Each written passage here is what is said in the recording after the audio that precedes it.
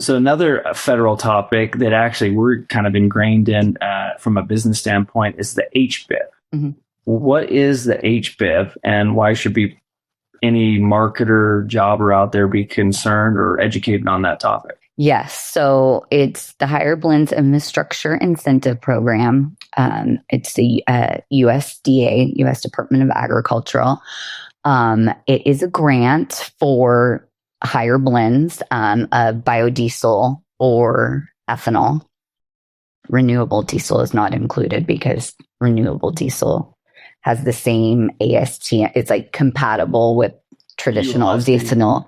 Yeah. So there wouldn't be any infrastructure changes or anything like that.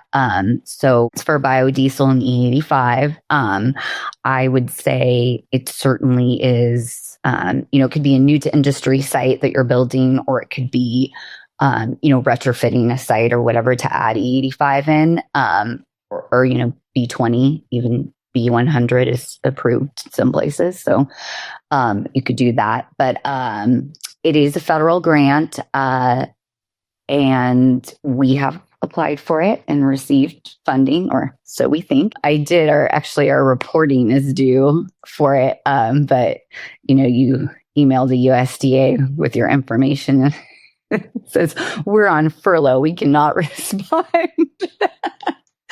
They're like, oh, I shouldn't be laughing about that. But I'm like, oh, yikes. So, the program has closed now. There hasn't been any new funding introduced. I mean, Trump was the one who initially introduced the grant program, the HBIIP, Higher Blends Infrastructure Incentive Program, but he introduced it. So, there was hope that, I think ours came back from 2023 was our grant. So, we've signed all the documents and all that. So, I'm hopeful that we're locked in.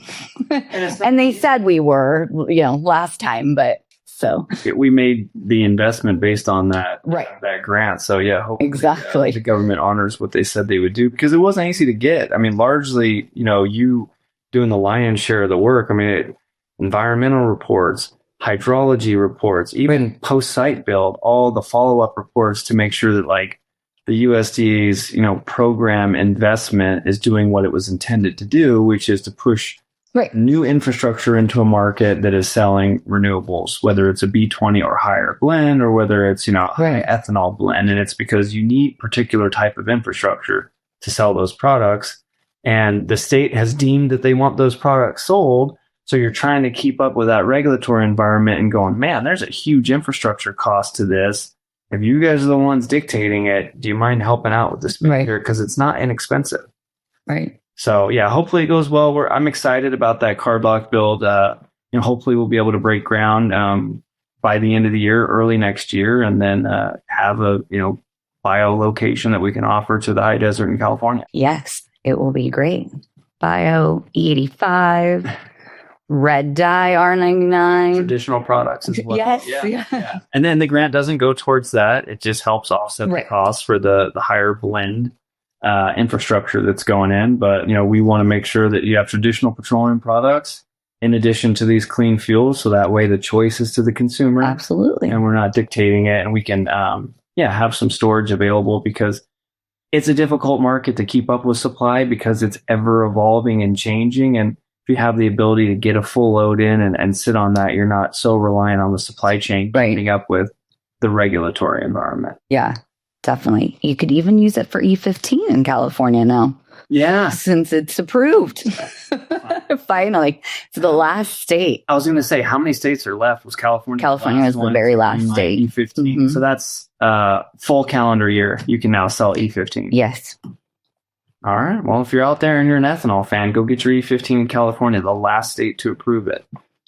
Well, CARB is, of course, doing more studies on it, but Newsom did sign it into law. So some consultant needs to get paid for that study, right? Yeah, exactly. Studies on studies on studies. It's like California needs a Doge badly. All right. Well, before we wrap, I always like to end with kind of a fun topic. You mentioned that you're recently watching Landman. Yeah. How far into the season are you? Almost. I think there's 1 or 2 episodes left. Okay. Yeah, we're almost done. What do you think of it so far? Oh my God, I love it. I am obsessed with it. What's the actor's name? Billy Bob? Yes, I love him. Oh, yeah. His character is so great.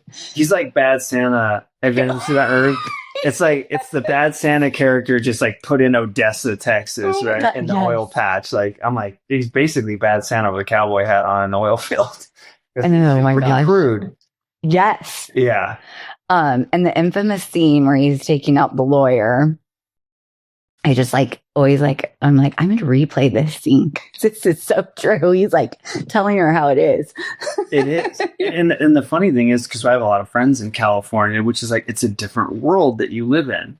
Yeah. And very much almost to the T of that lawyer character is like, you get the same talking points. And you're like, I don't ever want to be rude because I really I don't want to take for granted that we live and breathe it every day. So we're very accustomed to the hurdles that we face where they're not, right? They're just like, yeah, California fuel prices are expensive because of the greedy oil companies. I'm like, greedy oil companies don't shut down refineries if they're making that much money. Right. Right. You don't walk away from a $40 billion asset in a regulatory environment that doesn't allow you to rebuild them in other locations.